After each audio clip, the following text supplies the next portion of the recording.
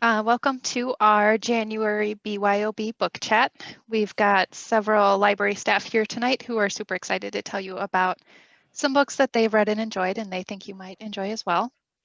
Tonight we've got Amy Waters, Brenna, that's me, Josh, Katie A, and Tom. So I am going to get us started with our first book of the evening. It is The Midnight Library by Matt Haig.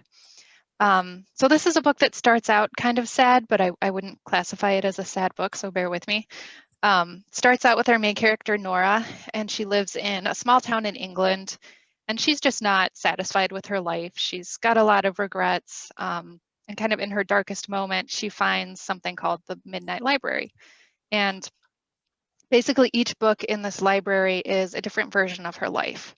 So she's thinking, you know, what if she had married that ex-boyfriend that she dumped, and what if they owned a pub in the countryside now? So when she opens that book, she's transported into that life and she gets to see, you know, what it would really be like.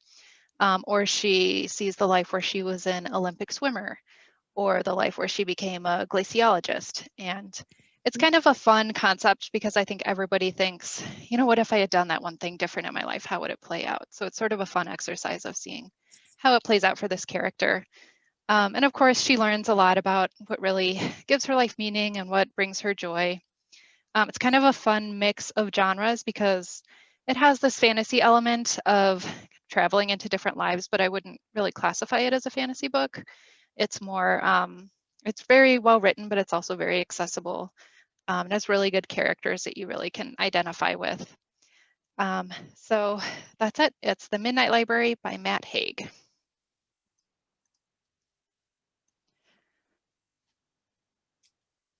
Okay. Kingdom Come is a 4-issue comic book miniseries published in 1996 by DC Comics under the Elseworlds imprint. It was written by Mark Waid and drawn by Alex Ross.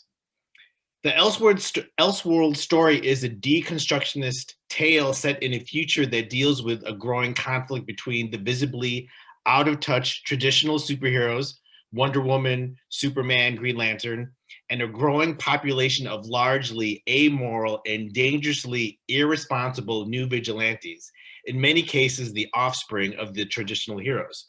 Between these two groups is Batman and his assembled team, who attempt to contain the escalating disaster.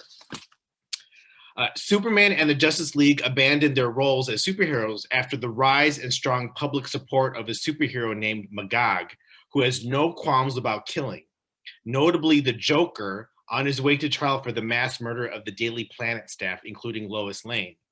In the ensuing years, a newer generation of superpowered metahumans arise. They engage each other in destructive battles with little distinction between heroes and villains. This is some of the best storytelling ever done in 4 issues. If you want to see heroes, their darker version, and then villains actually rising up, this is definitely for you. Sometimes heroes don't save the day. They lose and let the world run rampant with chaos because they're just plain tired. So again, this is Kingdom Come by Mark Waid and Alex Ross.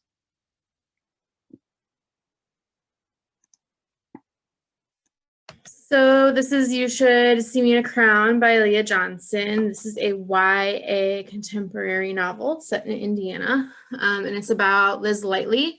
And Liz Lightly is a Black queer teenager, which is not super common in Midwestern small town Indiana. And Liz, the story starts when Liz gets a rejection letter from her dream college, and Liz also lives with her grandparents in the house that she lived with her mother in, and her mother has actually passed away from sickle cell anemia, and her dad is also no longer in her life. So they're a little strapped for cash, and she depends on her grandparents, and she doesn't want them to have to sell their house in order to fund her college without some sort of scholarship. And so Liz's brother encourages her to run for prom queen, which in this Indiana town is a really big deal. There's an extensive prom court, and you have to volunteer, and you have to do all these charity events, and there's baking contests and all this stuff. And if you participate in this prom queen contest, there's a $10,000 prize, which would make a significant dent in Liz's college tuition. And so Liz needs some convincing to do that because Liz is quiet. She's not necessarily shy, but she really appreciates her kind of under the radar presence in her high school. And she's, you know, a Black band kid and she's queer and she just doesn't think that she fits in with the prom queen scene. But in this story, you really see Liz kind of come into her own and she starts taking what she needs and asking for it. And you root for her the entire way and you want her to win. The characters are really funny. There's pop culture references every once in a while. One of her friends calls her Lizzo. All the friendships are very realistic and they mirrored friendships that I had in high school. And the female friendships are really healthy and the male-female friendships are really healthy. And I also like that this addresses sickle cell anemia and the impact that has on the Black community without making it the central problem of the novel, because this is more about Liz transitioning into her college self. And Leah Johnson said that this book was written to be a 90s rom-com style book with a Black queer character. So it's delightful. And it's kind of like a palate refresher. It's easy to read and you're gonna love it. So that's You Should See Me in a Crown by Leah Johnson. All right. I'm up next, but first a comment on Kingdom Come. Some of my favorite ones are where you get like end of the world scenarios, and there's a lot of kind of end of the world reflections in Kingdom Come. That's where that term kind of comes from. So anytime you get that existentialism in comics, it shines so brightly. So Res Rebel by Melanie Florence. This is close to an independent publisher. We're always looking for that. This comes from my edition was printed in the UK, but this is from a Canadian publisher. And one of the things that's, as you can probably guess, this does tell the story, tell a story following a First Nations kid on the res or the reservation as he's in high school. But the Canadian experience is slightly different from what I've understood. If you're a native or from the First Nations, as compared to the United States, as far as funding goes, or how interaction between the reservation and either the state government or the federal government. So that's interesting to kind of pick up on that when you're reading like, oh, that's Canada stuff. But a little bit about Melanie Florence. Is Cree and Scottish. So she is, I mean, Canada again, right? It's the Scots. And Cree, the Cree is a nation that is kind of typically just above the Great Lakes on the Canada side, which is also a lot of where Scottish concentration is. So this makes sense. She's written over 10 books. She's one of those prolific authors who's spanning demographics. So she's written YA, which this is, young adult. She's written children's, and she's written adult fiction and nonfiction. This book in particular takes us through a teenager named Floyd, through his journey on the res, as well as through his journey of finding himself, his place within the res community. His is fairly small. It does kind of fit most of us who do not live on a res have an imaginations kind of spread out and rural, and this does fit this. And most of their life is revolved around agrarian experiences, and that's both for racist reasons, mainly because there's not a lot of invite between businesses or the government partnership and res kind of creation, whether it's syrups or wood goods or these other things. While on the other hand, it's still mainly agrarian because that is a way that they can keep their historical experience of life alive. It's not heavy on technology. It's not heavy on the digital. It's not, the point is not to try to build up and out to get more people, and to, like, profit is not the basis. So this that's brought to the fore, as you'd guess right away. What are we looking, if we say a good life, what are we talking about? Yes, we want what we need, but is it the kind of suburban life that most of us live in? So he's trying to follow his father's footsteps, but his dad is overworked. He is the hereditary chief. Not all reses are led by hereditary chiefs. Sometimes they're elected. So he has the sense of, I'm going to be this one day, and his dad is both that chief, and he's also the elected liaison between the res administration and the local governments. He is overworked for both those positions, and really just doesn't take the time to kind of help Floyd try to start to learn. Floyd calls himself a mom's boy. He loves learning from his mom, who he looks up to, without shame. And that's one of the great things, that there's a little bit of picking on a little bit, because, you know, sexism is everywhere. But he's also very proud of it, for what you'd consider kind of as Florence terms, the kind of female things. He's very proud of being able to be moving to be kind of master some of these other activities.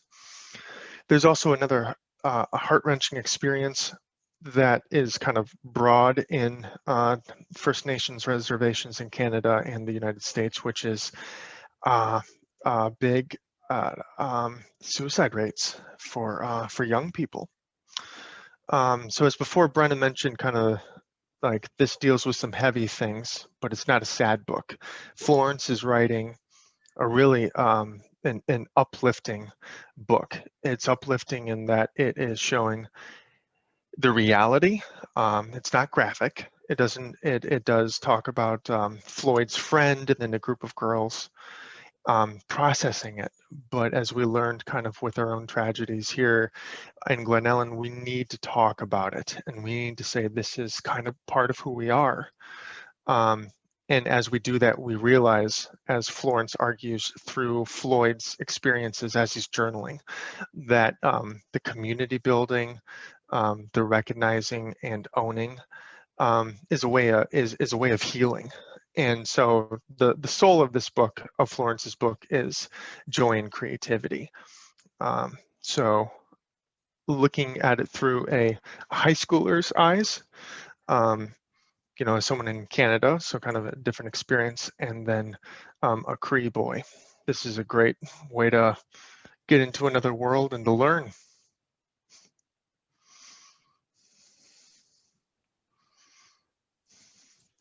Okay, Every Heart a Doorway by Seanan McGuire. This is an adult fantasy novel. This came out 2016.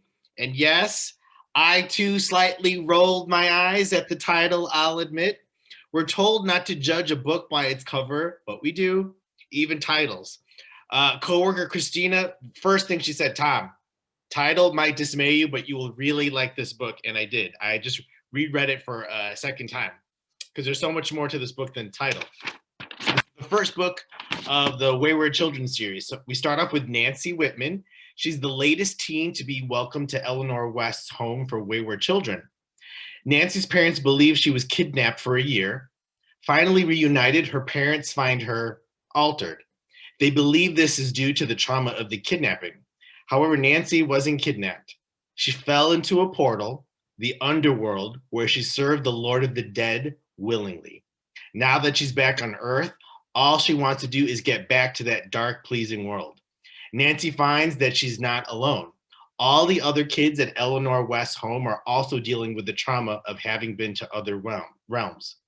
Amidst Nancy's newfound dilemma, tragedy strikes the home. It's up to Nancy and the others to find who's at the heart of bringing darkness upon them. This series blows my mind. We've seen many iterations of books with kids happily going into other worlds and making a difference. Yes, Chronicles of Narnia has this in spades and even deals with the angst the four siblings feel when they're back in the real world, yet long for the fantastical one. But in the Wayward series, this author takes this further. The backstories of the other characters are revealed as we see the worlds that each of them left behind and how they struggle to fit back into reality when they've been subjected to something so real. I featured this author, I think 2 book talks ago. She raved about Rosemary and Rue, one of the best modern storytellers of fantasy. She gets her characters right, and the settings are so real, but yet fantastical. This is Seanan McGuire's Every Heart a Doorway.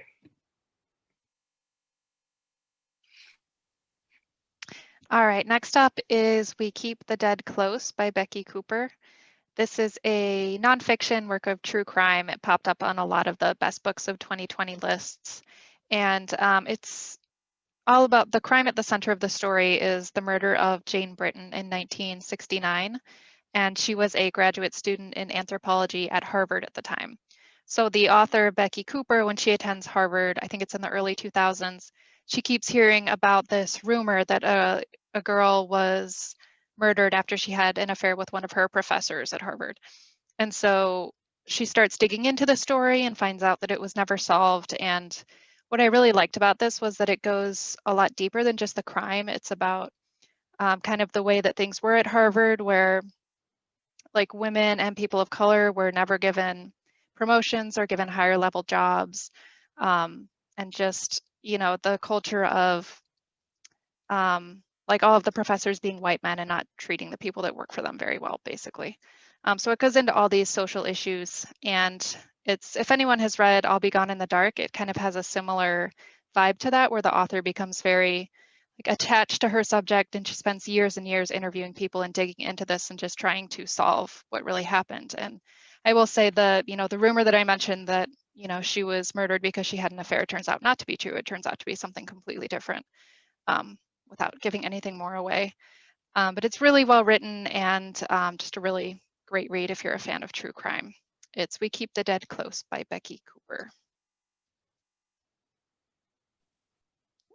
This is me.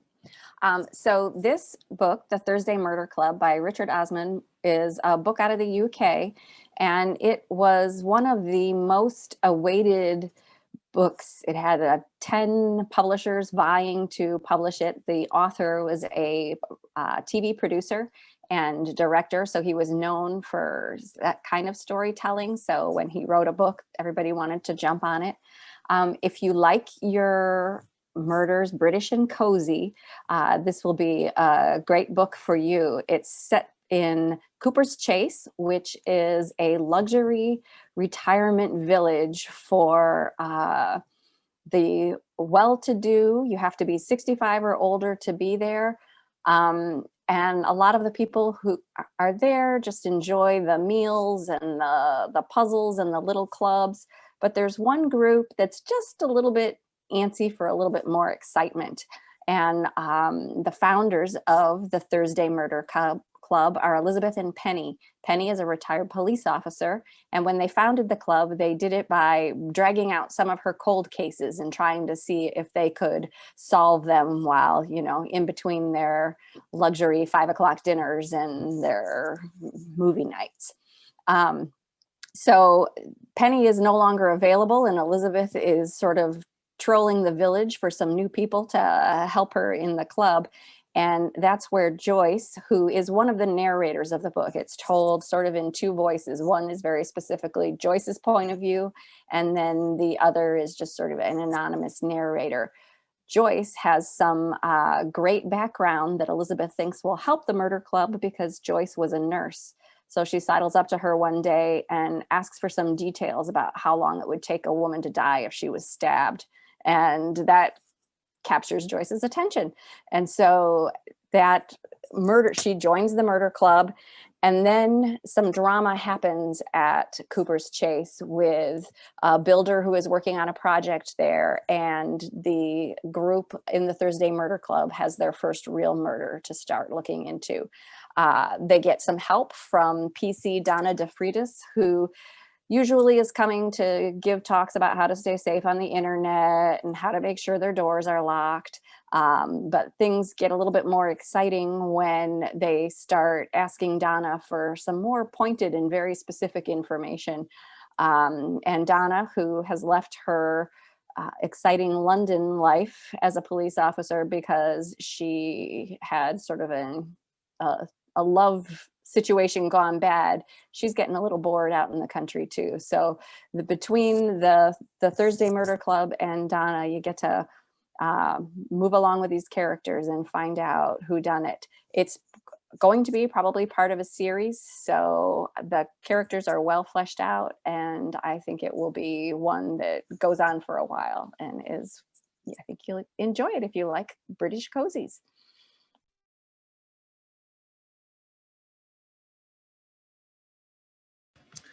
All right, so this is Atomic Habits by James Clear, and this is one of those books where all of a sudden it was everywhere and I was noticing it everywhere. It was on all of my social media feeds, it was in the news, it was everywhere. And this is a self-improvement book, if you will, about how to make small changes in your day-to-day life to help you reach your goals and to help you make new habits. I always say I'm going to get up and go for a run in the morning. I've never done that, but I still think I'm going to do it. So I still set my alarm at 6:45 in the morning, and then I do other things until I get out of bed. But this book has some tips to help you do it and to make those goals and to make those things happen. And some of the things that he suggests are making them pretty, making your space, what is the word? Making your space like effective and making your environment attractive. And I can't remember what the third one is. How to make a habit irresistible. So irresistible, pretty, and make your environment nice too. So it's small things, like if you wanted to get up and take your multivitamin in the morning, it's putting your multivitamin beside your bed, like beside your water before you go to bed, so that it's there in the morning and you have to do it when you wake up. And I found that this book is a really good balance of, it's a good balance of science and theory and stories and charts. Like some nonfiction books lean too story-y for me with minimal science behind them, but this is pretty heavy on the science, and the charts that are in it are really interesting too.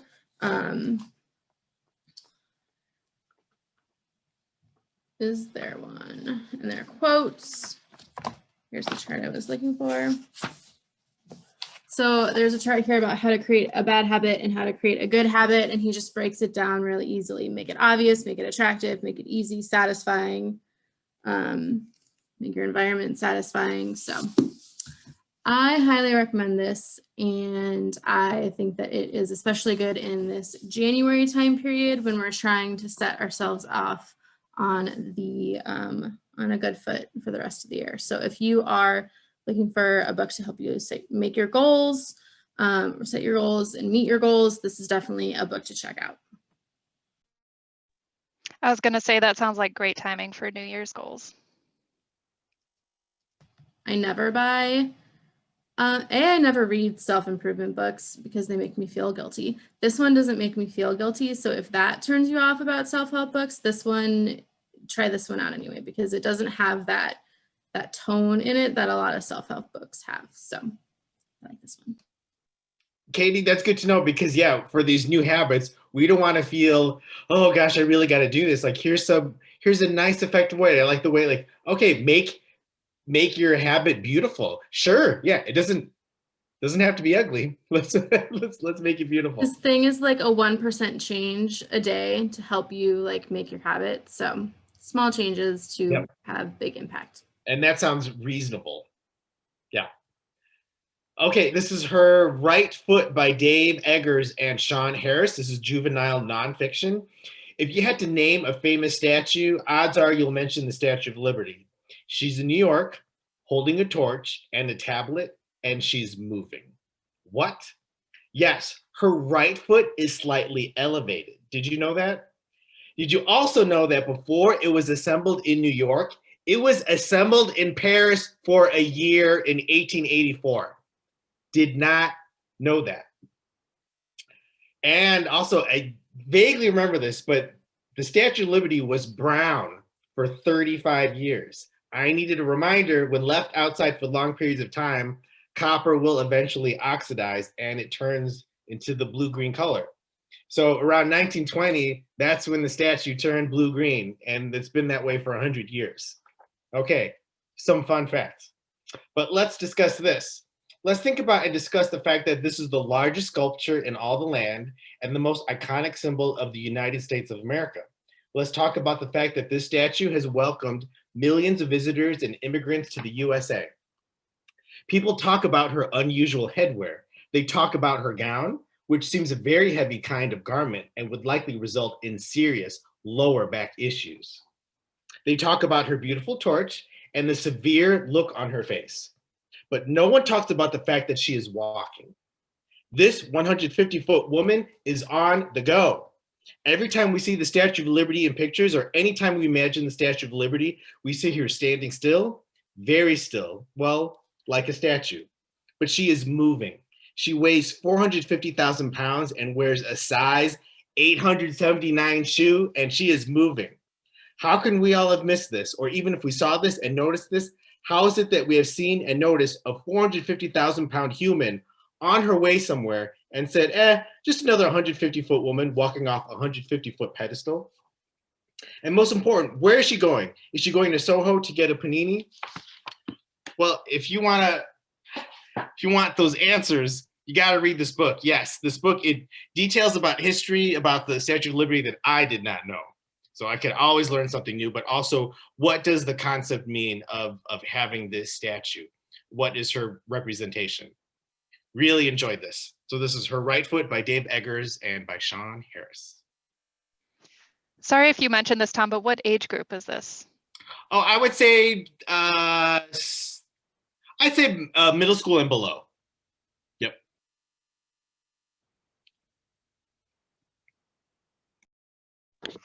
All right, Asylum by Jim Bialowski.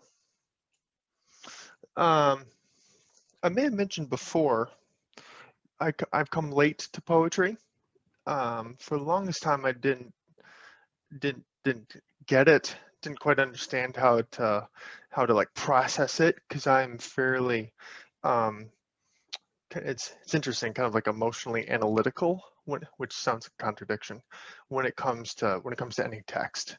So I typically have like kind of a critical eye if I'm reading fiction or nonfiction. I'm a school nerd at heart. But what happened with poetry is I stopped doing that, and just part of the process was to let the words just kind of like flow through and let whatever images that came up just kind of like just allowed it. So Asylum, oftentimes, you know, if like you want to take a horror movie style, like it's somewhere locked up, it's put away, if you think trying to hide things. This is the other side. This is the other word meaning of asylum. It's a place that can be secluded, that may at times feel cut off from other people, but it is a place of safety, reflection, and that's why it's removed. So somebody seeking asylum is more the sense of this terminology. The subtitle is it's a personal, historical, and natural inquiry in 103 lyric sections. So I have the way that poetry is laid out, similar to graphic novels and similar to block text, is that the way that it's on the page helps you enter it.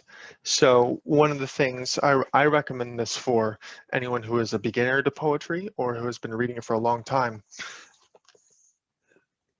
It's laid out. You can get just a few sentences, or you can get the whole page, but it's never more than a whole page. And each section or each page is its own section. There is a narrative that goes along with it. So see here is we've kind of got the tree ring. There's a lot of weaving back and forth between Bialowski's graduate days or graduate school days when she's living in the attic of an old building, and as she's in school doing her studies, she kind of needs this not esoteric, but this very Spartan way of life. And a few of her pieces talk about what's wrong with me that I felt I needed to live in an attic with a bedroll and a sleeping bag during the dead of winter. Why do I think I need this? It also fast forwards, you see her go through parts of motherhood with her experiences with either other mothers and her children and other children. But this weaves, it follows, this is the ecology part is we're constantly moved through images of trees and forests. And this is also something that's very much attracted me. One of the great things that Bialowski is doing with this book is she'll throw in there like facts about trees, about the ecosystem that humans are a part of, or the biome that different sorts of flora create and thrive in. So similar to what Katie's is about, like saying, well, I typically don't really like the story stuff. I prefer stuff that's heavier on the science if we're kind of looking for a self-help. This is poetry that does a great job of being very, very personal and also puts in a lot of tree facts. I've got a section here I want to read to you. So this is 22. Those long afternoons we trudged through the north woods. Some days it was insufferable. The cold and still we traveled through the abyss where the black cherry, pin oak, and red maple were stripped of their clothes, and the wind slapped our faces. Furies blotting our eyes. No foreseeable path in the snow, and still we made the journey. Sometimes we stumbled upon more than we wanted. How to explain a body with a blanket over a subway grate for warmth, or the bubble of the mine's asylum, those decorated with the gold of the privileged, or those without shoes. Still, it was like an accident of joy, like a chorus of gathering, like a gift from a mysterious god. It was like the unknown whisper of trees in the park's forest. It was the shadow. It was the shadow life I feared. So we've got very contemplative, very kind of moving, wispy images, and other times where it's very, very distinctive. So, like I said, I recommend this for anyone who's just starting poetry or someone who's been reading for a while. Okay, this is Into the Planet, My Life as a Cave Diver by Jill Heinerth. And this was such a fun memoir because I've never been scuba diving. I don't know anything about it, but this woman's life has been so amazing. She is a professional cave diver and nature photographer for National Geographic. And so when the story starts out, she's kind of working in this corporate job in Canada, and she's like, you know what? I really just want to be a cave diver. And so she just like quits her job and moves to the Cayman Islands and starts training all day, every day to pursue this dream of hers. And as you all, might be able to guess, cave diving is super dangerous. So, she'll be like in some cave in the middle of nowhere and she'll see this venomous snake. And she's like, if I got bit, there's no hospital for 2 days. So that would just be it. And it's unfortunately like a very deadly hobby as well. There are many points throughout the book where people she's diving with have passed away. but there's so much that goes in. Like the people that do this are just like, it is their life passion. It is everything that they do. And she goes to these caves like out in rural Mexico, and she goes to the Arctic, and just has all these really amazing experiences. At one point she gets the bends, which is like something I kind of heard of in relation to diving, but I didn't know a lot about it or how actually incredibly painful it really is. So I learned a whole lot. If you like unusual memoirs, if you like a little bit of adventure, if you like learning about careers you're never going to have, this is a really fun one to pick up. I listened to the audiobook. It's on Hoopla and it's narrated by the author. So this was just a really fun read.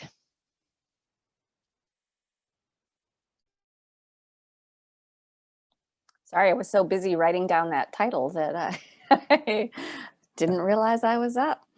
I will never be a cave diver, but my husband would enjoy reading the book and maybe even cave diving. As Bright as Heaven by Susan Meissner is a historical fiction about the Bright family, a family of 5 living in Quakertown, Pennsylvania. They do the hard work of farming on a tobacco farm, and it's sort of an all-in kind of thing. They all have parts in this. And then they receive a offer from Thomas Bright, the father's uncle. The uncle is a bachelor uncle living in Philadelphia. He has no heirs, but he has a very successful business, and he would like Thomas to move with his family of 5 and become his heir. But first he needs to apprentice in the family business.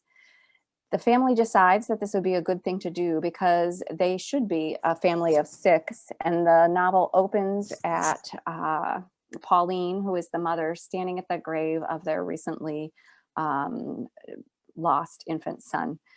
So the family moves to Philadelphia, and Thomas is going to apprentice in the family business, which is a mortuary. And the year is 1918. So the war is raging on, but more of an impact on this family is the pandemic. Why I was reading a pandemic novel, I don't know. I was just drawn to it.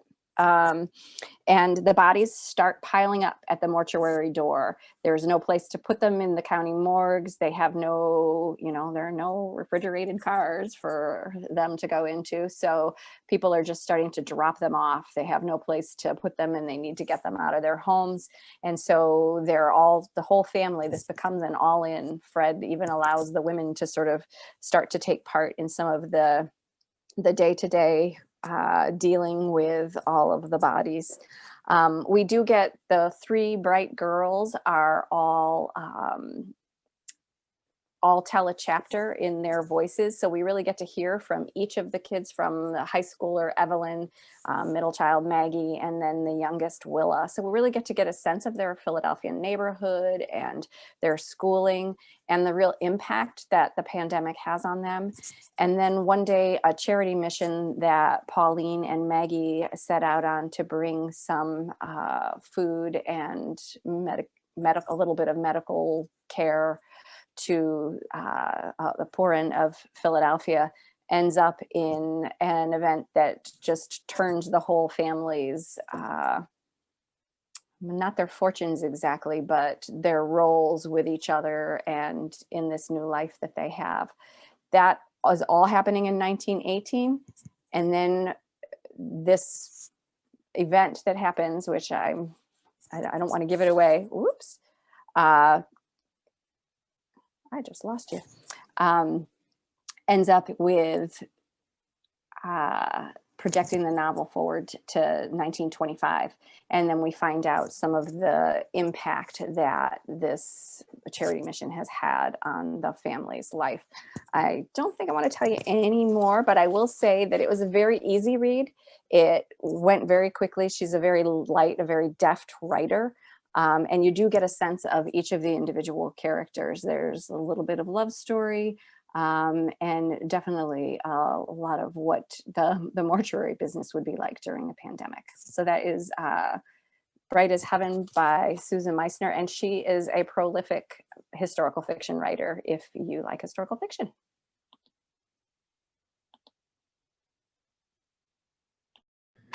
So Say Her Name by Zetta Elliott, and Josh and I must be on some sort of wavelength here because I'm not a poetry person and this is a young adult book of poetry. And I'm also going to read it, part of it to you, because you might as well let poetry speak for itself here.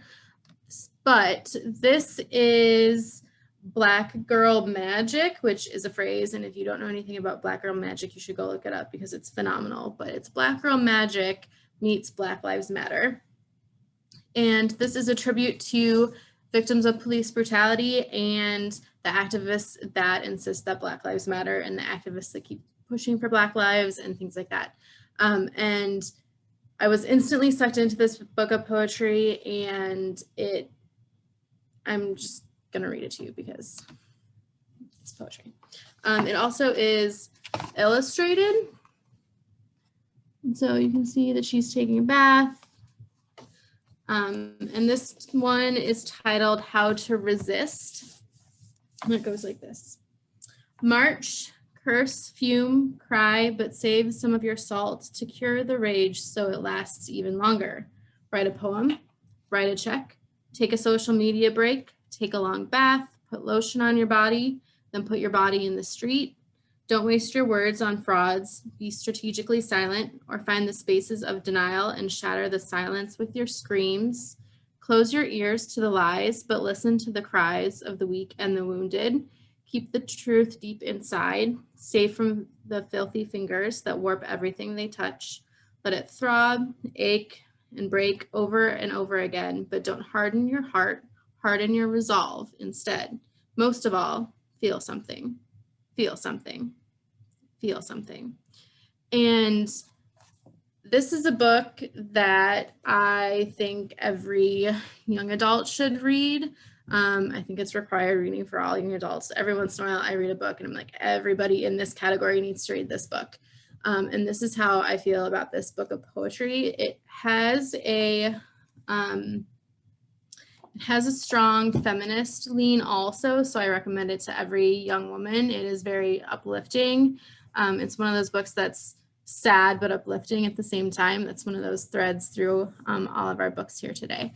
But this one also features poems from some more well-known poets like Nikki Giovanni. And one of the other things that I like about this book is that there's a reference in the back for every poem. So like one of the poems talks about how it was inspired by James Brown, and another one talks about how it was inspired by male fragility, and another one talks about James Baldwin and as much as one truth can bear, which was published in 1962. And so I feel like even though these poems are short, they pack a big punch. And then I also like that there are these learning elements in the back, because even if you're curious about something that's mentioned in a poem, you can go back and kind of work through the glossary and figure out more of what it's about. And this was one of those books where I had to like stop myself so I wouldn't finish it in one sitting because it was really good. And this is in our YA collection. So good job, Josh.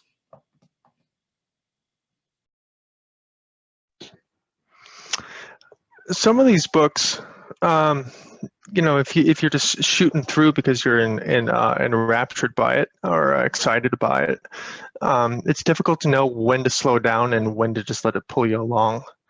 And I think that's actually kind of part of the joy of reading, because you can get that with graphic novels also. Just read quick through things, or if we need to go back and be like, no, I got to let that wash over me again. That's something that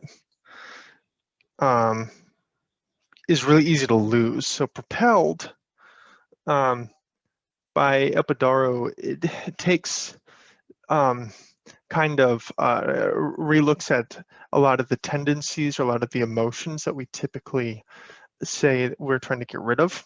And he doesn't necessarily spin it on its head and saying, oh, that bad thing is actually good. It's not quite that.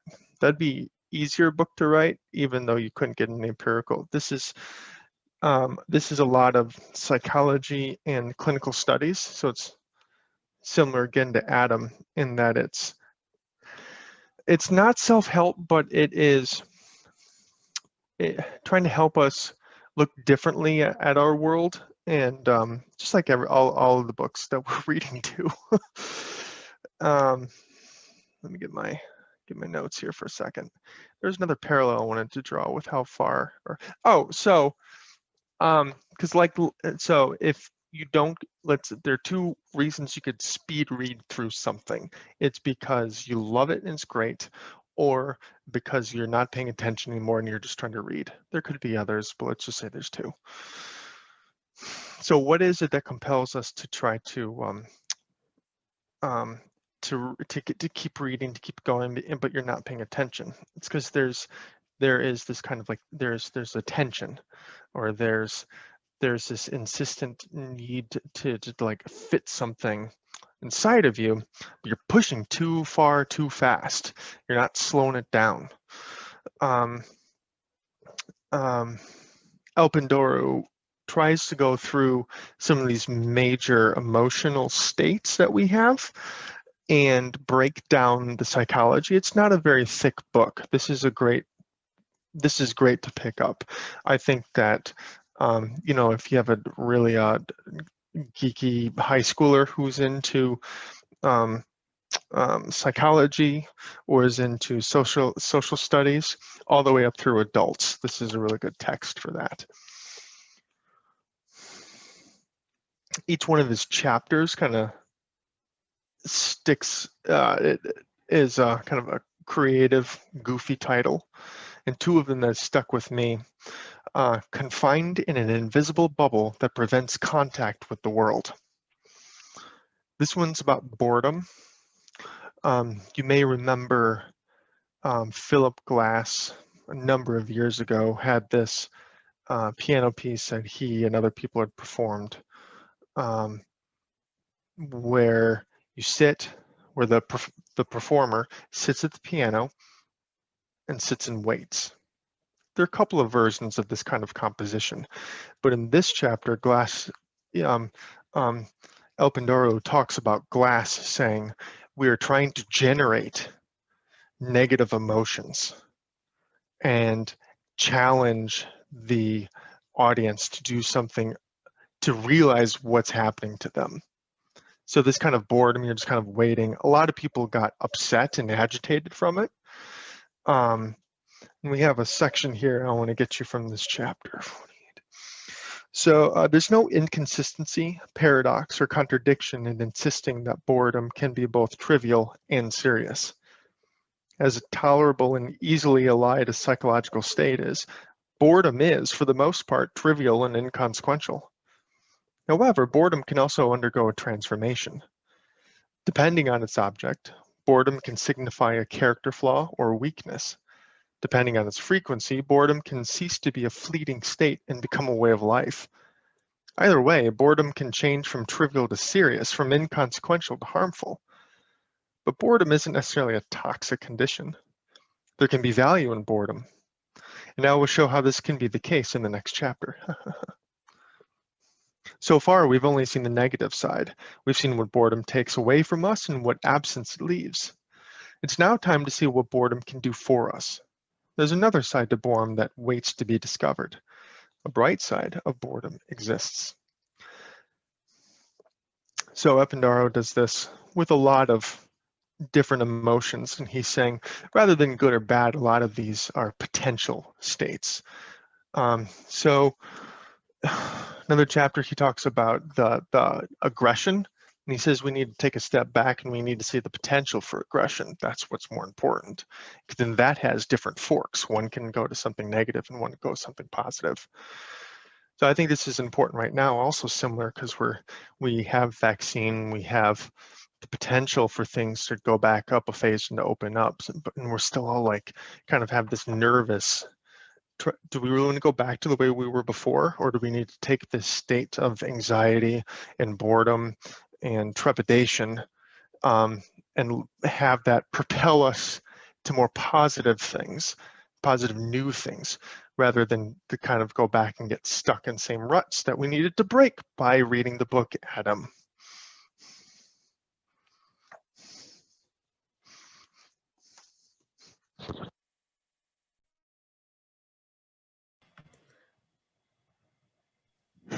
Sorry, folks, someone keeps turning the lights off in my office, so I have to go and turn them back on. So that's going to bring us to our last book of the night. And I just wanted to say, if anyone in the audience would like to recommend a book to us, now is the time to do that in the chat. We'd love to hear what you're reading and what you're enjoying. So no pressure, but if you want to, we would love to hear it. So this is Leave the World Behind by Rumaan Alam. And just as a disclaimer, if books about the end of the world aren't really what you need right now, you might want to tune out for the next couple minutes. It isn't a pandemic thing, but it is kind of a like apocalyptic type of book. If you're like me and you kind of lean into the whole thing, then feel free to stick with me. So this book is about an upper middle class New York family, and they rent a house out in rural New York. They just want to get away from the city for a week and just relax a little bit. And the second night that they're there, the owners of the house show up, and they're kind of like, hey, something's going on in New York and all of the lights have gone out and there's no TV, there's no internet, there's no anything, and nobody knows what's going on. So we need to stay with you. And they're like, you know, this wasn't in the terms of service. You know, we rented this house for a week. We didn't want to share it with anyone. But eventually they come around. They're like, okay, fine, you can stay here. And from there, everything just kind of keeps getting weirder. And I don't want to say any more because I don't want to give away too much of what happens. But if you're a fan of suspense, this is one that you would really like. There's definitely got that mystery element to it as well. And it also goes into some deeper issues of like parenthood, race and class issues. But it's really fast paced. It's a pretty quick book. I found myself kind of rushing through it to see what was going to happen. It definitely kept the suspense going. So once again, that is Leave the World Behind by Rumaan Alam. So I can see in the chat here, Liz is saying she's finishing up the graphic novel series March by the late Congressman John Lewis, and she's starting Rocket Boys by Homer Hickam. Thank you, Liz. I've heard that the March series is really good. I haven't picked it up myself, but. I had Congressman John Lewis sign those for me at one of the ILA conferences a year or two ago, and it was one of those things that I went back for last minute. And let me tell you, I'm glad that I got those because I treasure those and I love that series. So if you haven't read it, I recommend them. Yep. That's awesome.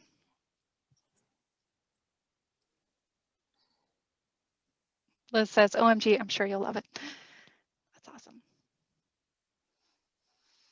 Okay, I'm going to wrap it up. Thank you to Tom, Katie, Amy, and Josh for presenting tonight, and thank you all for attending. Have a great evening.